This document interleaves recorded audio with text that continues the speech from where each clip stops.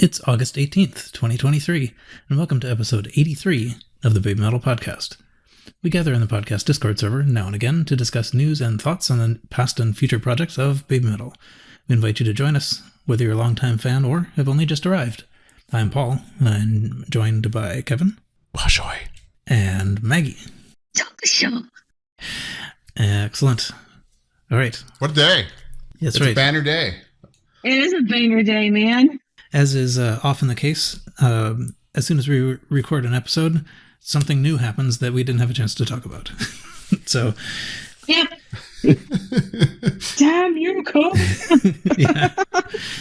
As soon as we posted the last one, we got an announcement of new music coming, and that's all sort of unfolded to the point today where we have actually gotten the music video for that new music. So that's basically the topic for today. And funnily enough, I am the only one at my house. Yes. Yes. It was enough of an emergency that we had to record immediately, regardless of the fact that most of us are scattered around far from home. We are all far from home. We need to give Paul credit, though. Yes. In Paul's travel go bag, he takes his microphone, which is why he sounds exactly the same. It's great. Just in case, that's how dedicated he is to this show. He always travels with his microphone, just in case something happens. He's a good man. Just about an hour ago, I was out on a lake on a pontoon, and just as we were getting near the shore, our battery ran out. Oh no! So we got Incredible. A little bit of a ride from another pontoon that was out there. Brought us home. It's pretty good. So I made it. Oh, thank you. But, Didn't have oars? oh, no. I mean, nothing could go wrong, so why would you prepare? I have a microphone, I guess. I could paddle with that. Could have talked about it. Welcome to the Pontoon Podcast, coming live from a lake somewhere in Canada. In a hotel somewhere in Ohio. This is strange. What do I do? What do I do as the only person home in my usual setup?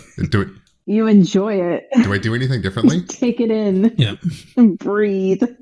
So we're a little giddy, I suppose, is the bottom line for this little introductory bit. But so METALI, let's talk about that. METALI featuring Tom Morello, a name that I didn't know, although I sort of know where he's from. Oh my God, Paul. Oh, well, at least you knew where he was from. Yes. So Tom Morello, I don't know how much research on this guy did you do, Paul? So what I know about him is primarily that he co-founded Rage Against the Machine, and that's his primary thing, but he's had many other projects. Yes. And recently he's been trying to do these collaborations with all kinds of people, and we can maybe talk about the fact that he tried to collaborate with Baby Metal before and they turned him down. But but then they came back with some other offer, and that's this. No, the man's like a stinking genius. He has all these like side projects. He was also guitarist for Audio Slave, and then he's a good guitarist. Yeah, nevertheless, he's a very prolific guy. Prolific, yes, prolific is a good word. Yeah, been around for ages. So this is another thing that it's a little bit like the Lil Uzi Vert thing in that it brings Baby Metal to a large audience. Mm-hmm. Oh, for sure. But this is much more well meshed, and it's Baby Metal song featuring Tom Morello, not the other way around. Right. Mm-hmm. It's interesting that we're back to the Metal Galaxy motif. Now it makes me wonder: is the next studio album a bunch of collabs again? It could be. Yeah. We'll see. Though I mean, I guess so far we only have one unallocated song. Yes. Yeah, but how often do we get to wildly speculate about upcoming music? How does that go? Now and again. All right. Anyways, moving on. New Music Day. It's New Music Day, and it's just cool. Well, we have some tech specs for it. Lyrics are by Metal Nikki, music's by Ryu Metal and Nori Metal, and arrangements by Meg Metal. And almost all of those names are familiar. Meg Metal did almost everything on Metal Galaxy, and actually Divine Attack, Mirror Mirror, Maya, Metalism, The Legend, and what else? Starlight Syncopation, many things. Ryu Metal did lyrics on Onodari Daisaksen. Meta Taro is almost entirely Ryu Metal song. So this has a lot of history to it. And they brought in Nori Metal, who did the lyrics and music for Megitsune, which I think is sort of significant. Mm-hmm. So this has much of the same background personnel as Megitsune did. Mm-hmm. Anyway, those are the tech specs. Kevin, take it away. So I guess maybe timeline? That's when we got this about 30 hours or so ago as we record as a single, as an audio track. And then Tom Morello on Twitter, I presume intentionally, said, hey, glad you like it. There's going to be a music video tomorrow morning.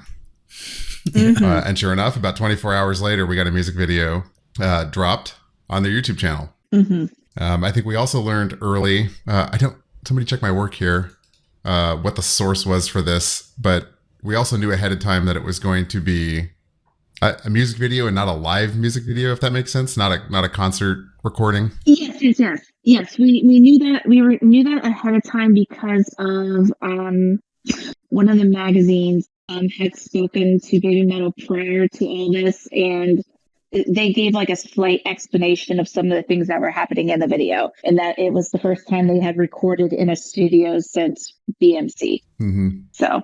Yes, that's what it was. But yes, you are correct. Someone had mentioned that. Yeah, so we knew that going into it, and that raised my hype level incredibly just because it's been since BMC, and then before that, it had been a while. So I was really excited to see what they were going to do, especially since it was a golden opportunity. You know, how often does your like dynamic change as a band? Not a hard reset, but a soft reset, adding a permanent member in Momoko to do something new and cool and maybe even a little more familiar than what we've been used to for the last 5 years or so. Yeah, exactly. Yeah, so hype through the roof for me. Oh, yes. And it did not disappoint. I think before we dive into the video, let's just talk about the song, huh? Yes. Mm-hmm. Yeah. Up front, I want to mention this is by far their best studio mixed track, I think, in their entire discography. It sounds great. Mm-hmm. Oh, yeah. Whoever mixed this hit a home run here in a way I'm not used to hearing from this group. And it's just a treat to listen to. Yeah. It is pretty good. I think it's trying to call back a bit to Megitsune. I mean, so Megitsune was the festival metal song of before, right? And we already sort of knew that this was going to be a festival metal, some festival related thing. The image that goes along with it is this big Japanese paper lantern thing. A lot of sort of festival imagery. Yes. Uh-huh. And it has, it has a lot of the same pieces of the same instrumentation. I don't know the name of that instrument that starts with sh. Shamisen. That's it. Mm-hmm. Yeah. It's kind of reimagined. It's not a reimagining of Megitsune so much as it's like trying to do maybe the same sort of thing it was trying to do. Mm-hmm. Evoke a festival, incorporate a lot of sort of Japanese imagery and sounds. Traditional, yeah. And also like rock hard. Yes. Yeah. They start out in it's a very inset room with a mat and has little tables on the side and stuff. And there's this big circular window in the back that has lights flashing through it at the very beginning. And so we're talking about the music video now, and the setting is, I don't know if it is actually sort of supposed to be a temple, but it really has the same kind of inner space shape as the temple that they used in Megitsune. It's not the same place. It's it's a much different arrangement, but it's still obviously calling back to that. Mm-hmm. And so they start dancing and dancing in that room, as well as cuts back and forth between people dressed up in some more traditional Japanese clothing, but heavy metalized a bit. Mm-hmm. I do peruse Twitter. X. And X, whatever. I did see one of the Japanese fans was just like, oh my goodness, like there's a table and there's a mat and they're dancing on a mat, and there's one point in the dance sequences where they knock over the little tables over on the side, and the poor gentleman was just like, they're dancing on the mat and they're knocking over tables, like this is cool, but also not cool at the same time. So I don't know how I should feel. Yeah, I wondered a little bit about that. Like I didn't read any Japanese X, but it seemed like there's a sense in which they're a little more destructive in this video than I'm used to. Yes, because there is a point too where like come out of the room, they walk in towards the camera is following them out, and then there's a point where like fists and hands bust through the paper windows doors with the kitsunes up. So it's a little destructive. That was definitely the specific thing I was thinking about. I was like, well, wait, you're ruining this temple. But so they're sort of dancing around in the middle, and there are these tables at a certain point. There aren't originally, but then the tables appear just so they can be kicked over. But it does seem to me when I watched it a couple times, it does seem to me like they're intentionally knocking those over. It's not like, oops, I accidentally hit the thing. Oh, absolutely. Oh, yeah. They cut to it. They're knocking them out of the way so they can dance in their circle. Mm-hmm. So yeah, so it's a weird kind of punk attitude. Maybe that's part of what Tom Morello provided. Possibly. Could be. The lyrics too, I think it's maybe so obvious that it's connected in some way to Megitsune that it's almost not worth saying, but they do borrow some of the same words, the same sort of festival shouts and stuff appear in Megitsune, although they're highlighted here. Mm-hmm. Mm-hmm. And the name itself, I'm assuming, is a metal version of Matsuri, right? That I think is reasonable. Yeah, I didn't think about that, but yeah, that would be reasonable. Yeah. Yeah. So it's the song of the summer vibe, right? There's those bands that are really good at crafting music that are intentionally released in the summer for festivals and fun and things like this. Previously, I think that was Papaya, right? Megitsune before that. Oh, yeah. This is going to be really, really fun live. Mm-hmm. The crowd participation absolutely takes center stage. It's certainly not the most technically choreographed thing they have in their back pocket, right? When it comes to designing a set list and music. But it's really easy to follow along and has lots of big arms up in the air moments and things like that that are going to be really fun and translate really well to live. Mm-hmm. And I really can't wait to see it. I can't wait to see it and hear it. Yeah, everybody definitely. yelling Wasshoi with, their arms going up is going to be, crazy times 1,000. Mm-hmm. It'll be good. Yeah. In that Rolling Stone Japan interview, which we haven't yet talked about and will eventually talk about, nevertheless, I will say that Moa mentioned something in there that she thinks the dance for this is easier, but kind of intentionally, so that people can, they can do it along with them. Mm-hmm. Yes. That's one of the things that we're saying about this song is that it really has a lot of crowd engagement opportunity. Mm-hmm. And Moa also warns people that if you want to dance this, it's hot, so stay hydrated. Such a caring person. Yeah, and, speaking of live, they debuted this since we've recorded. Yes. At Zep Pineda, right? This kind of came out of nowhere. Yeah, it did. Yeah, that was pretty wild. So it was only on the second show. Yeah. And somebody snuck a phone in their pocket, and we were able to hear some version of what was happening there. Mm-hmm. It had a commie band intro of the normal sort where everybody plays a little bit, before they begin. Mm-hmm. Mm-hmm. And I guess we should we missed one sort of interesting point about this song, which happens about like 2/3 of the way through. Yes. Which is that it kind of slips out of the sort of main song, and then there's this like weird voice. It's some sort of like, traditional Japanese theater voice, I believe, saying something. And it turns out that's Momo Metal saying it. Yeah. Yes. We know this from the interview, but apparently, from people commenting, seeing this live, they were kind of struck by the fact that she basically has a vocal solo.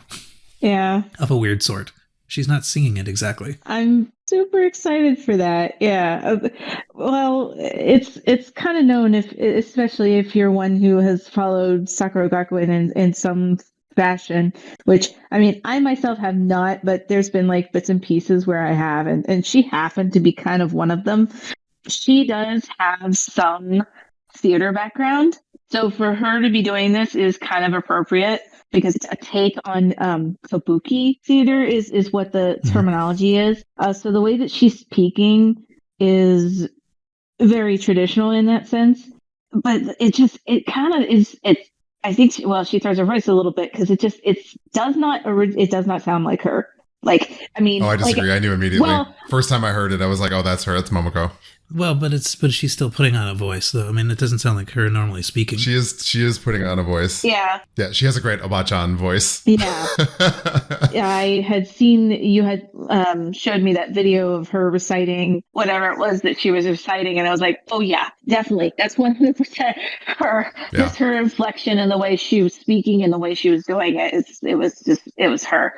So yeah, so a lot of people were really stupidly excited about it. There's been fan art of her with like a kabuki face, and it's really cool. But the cool thing, to me at least, because I'm a sucker for women who can do this because I just think it's so cool.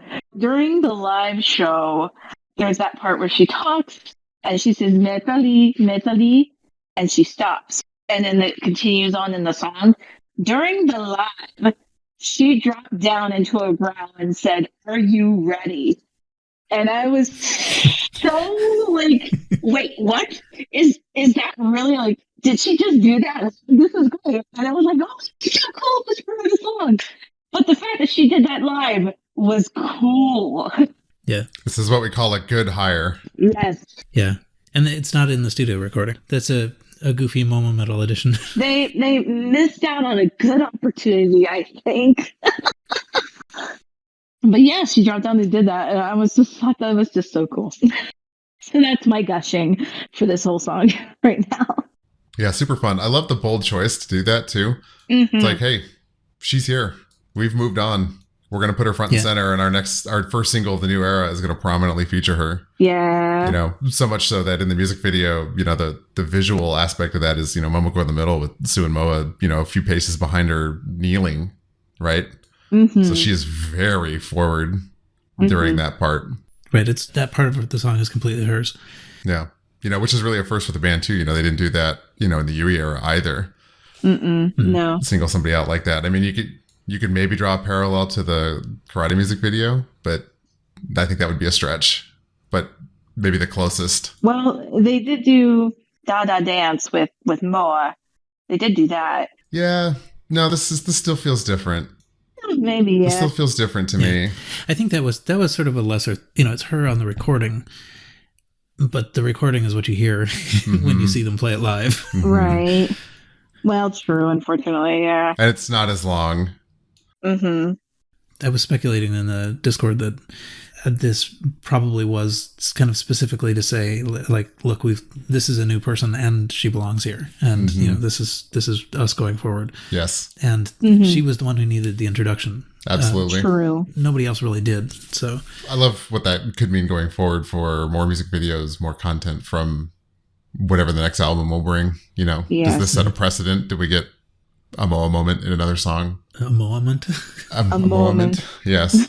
That's really exciting. A really exciting prospect to think about. So. Oh, yeah, I think so too. All aboard the hype train. Oh, definitely. Yeah. With the situation being as it was for the last few years, I do feel like, yeah, Moa had her moments, but I feel like it was maybe slightly taking a back seat, just a little bit. And so if this means that bringing her and Momo up to even spaces with Sue, I will be 100% happy. Well, I don't think that's happening. The lead singer is always going to be the lead singer, but giving other members a moment to shine is pretty great. That's what I mean, and that's what I meant. Like original Baby Metal era, they were pretty prominent, but not like singing all the time. But they were there specifically. They were there. Mm-hmm. A lot of the recent stuff is nearly Sue solos. Yeah, pretty much. So yeah, this is definitely interesting. Yeah. And Tom Morello's involvement is pretty fun. Oh yeah. Yeah. You know, after the Momoko break, we get a giant neon Tom Morello title card in the top third of the screen, and he appears as this giant, almost Joachim Broden-esque. In the same way, he's just huge and behind everybody doing his thing. which is pretty Yeah. great. Yeah. Miming Wasshoi and, you know, ripping through a very Tom Morello style solo. Oh yes. Yep. Yep. One thing that's sort of interesting too is that the end of the song does something that no other Baby Metal song has done.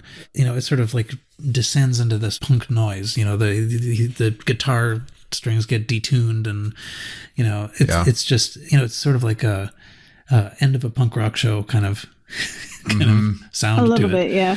which is what Tom's bringing there. Mm-hmm. And in the video, you see him doing this, you know, like detuning the guitar strings. And there's a very funny image, which someone else can describe, that goes along with that. I know which one you're talking about. Of course you do. Yeah, because I think it's just so adorable. There's a point where Tom has his guitar upside down and like kind of his face cradling it. And then the three girls are like sitting on top of the guitar, just bouncing around and like cheering. And Sue's like mimicking, like playing the strings and stuff. It's like, it's really cute.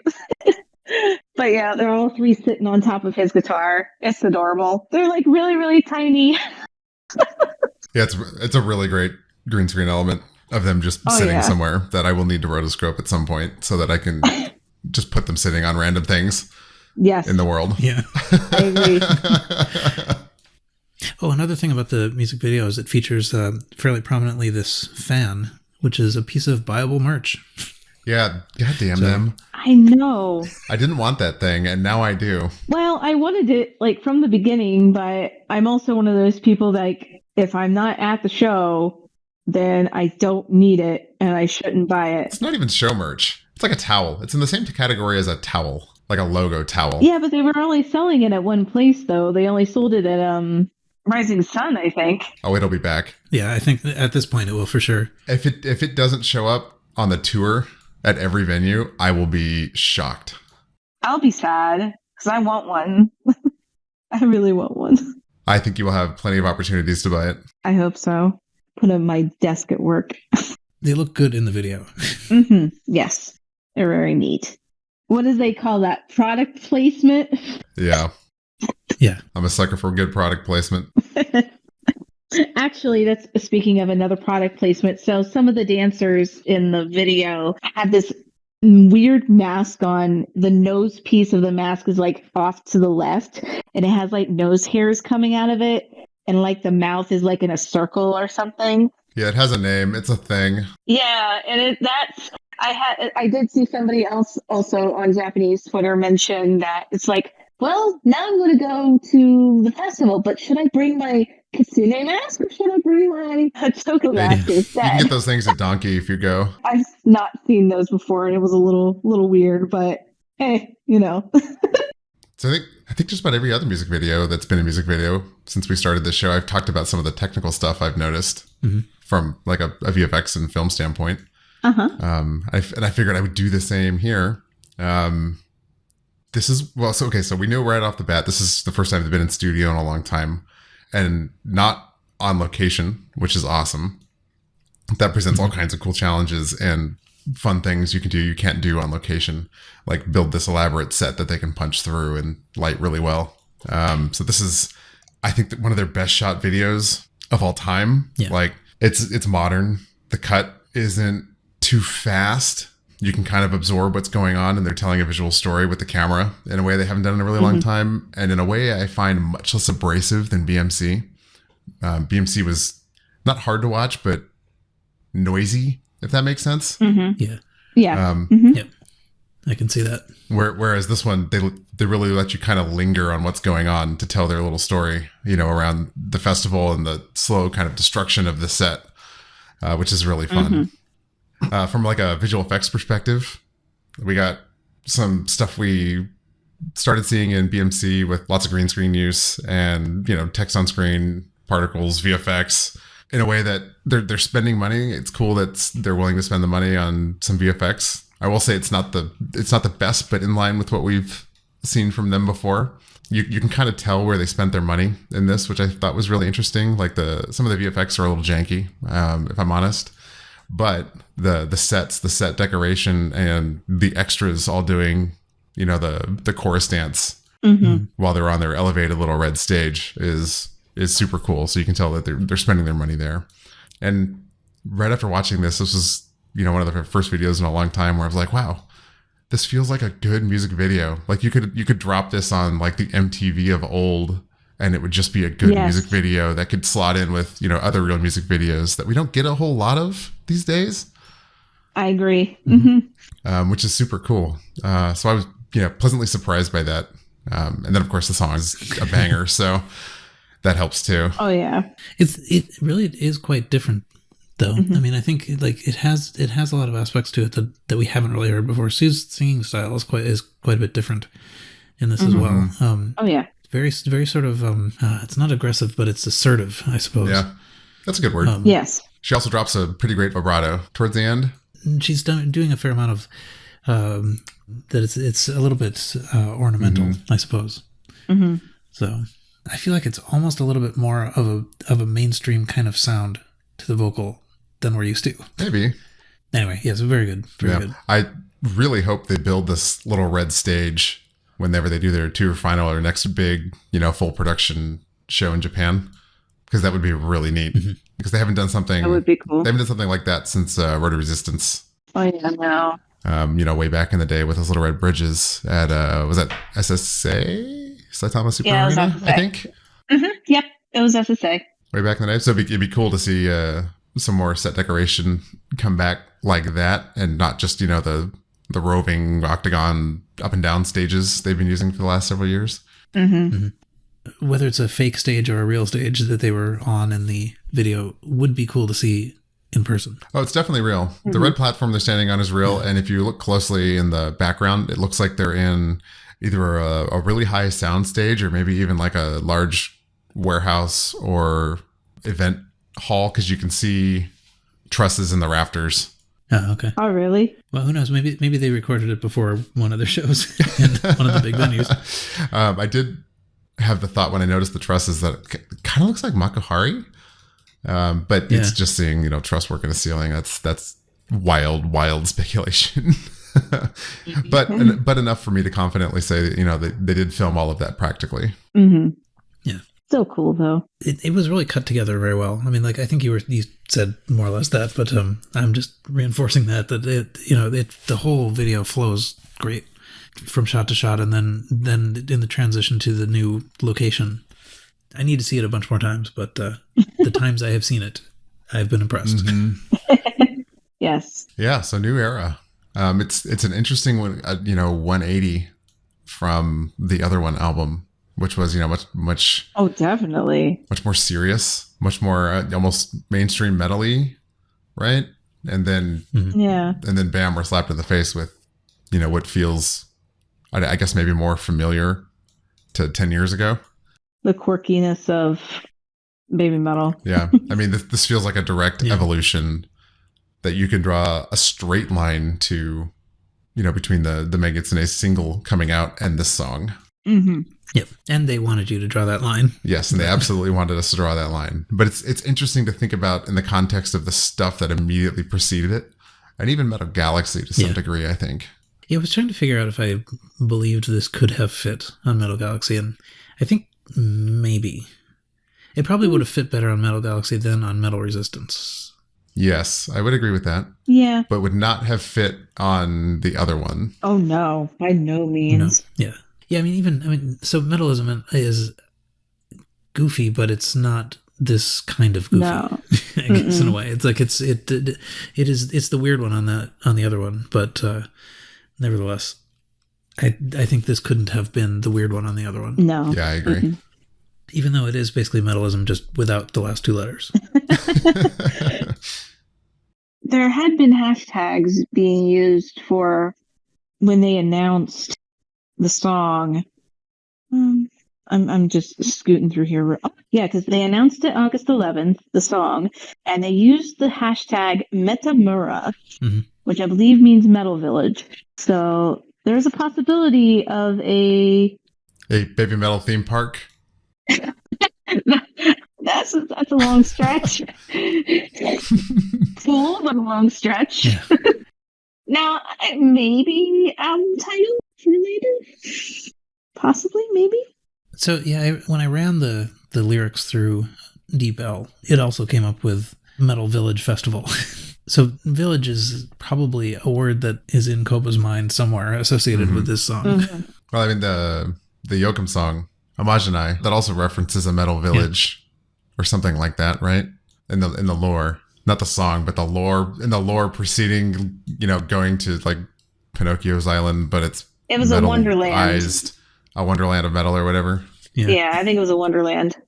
One thing that we haven't really circled back to is the Rolling Stone Japan interview, which is the first one, I think, that has appeared in public that has Momo Metal participating. Yes.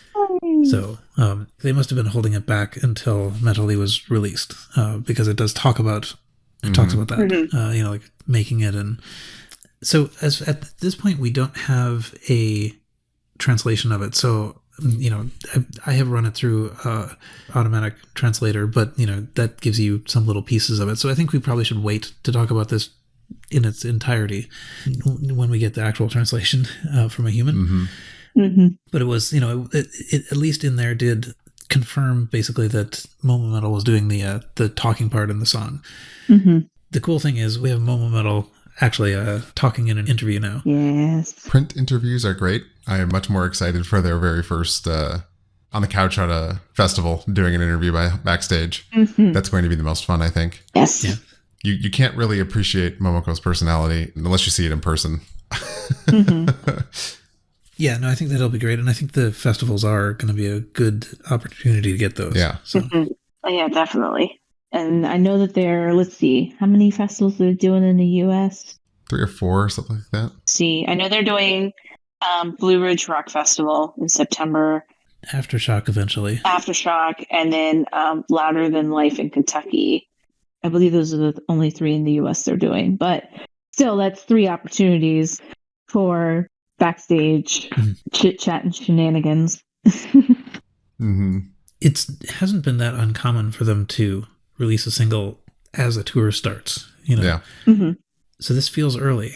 Does that mean there's another one that's coming soon? Maybe. Possibly. I mean, I guess no matter what, there's going to be some Metalverse stuff coming soon. But it's really not all that early. It's only about a month away, right, before their first overseas tour date? No, I think... Oh, it's less than that. It's less than that. It's like a couple weeks. Because, at the very end of August, yeah. Yeah. So, no, I don't think so. That's not even 2 weeks away. Yeah. So, they're going to take this on the row, and it's going to be in every set list between now and the end of time.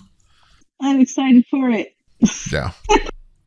Speaking of, as we record, Summer Sonic is just getting underway. Doors should be open.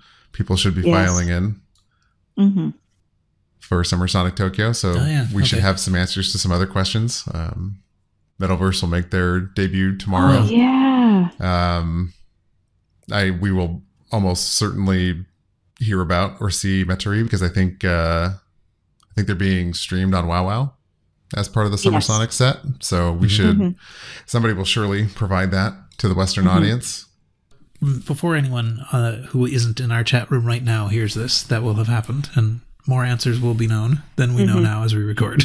Yes. But so we probably will not talk about Metalverse today because that would be silly. Yes.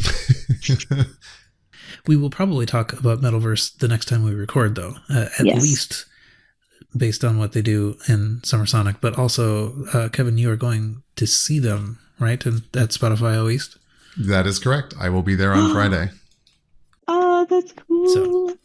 So that is amazing. Yeah, pretty stoked for that. I'm pretty excited for you, actually. Yeah, well, actually, that was one of the reasons we had to record so quickly, because you're about to go. Yes, I leave as we record in about 36 hours. Nice. It's possible we've covered all the stuff that we needed to in this emergency session. Yes. All right. Anything else anyone wants to say? Wasshoi. Wasshoi. Wasshoi. And that's it for this episode. You can join us on the Baby Metal Podcast Discord to continue the conversation. Rating the podcast on whatever platform you listen on will help people find it, so please do that. We'll be back here in a couple weeks, probably. We hope you'll join us then, and until then, Wasshoi.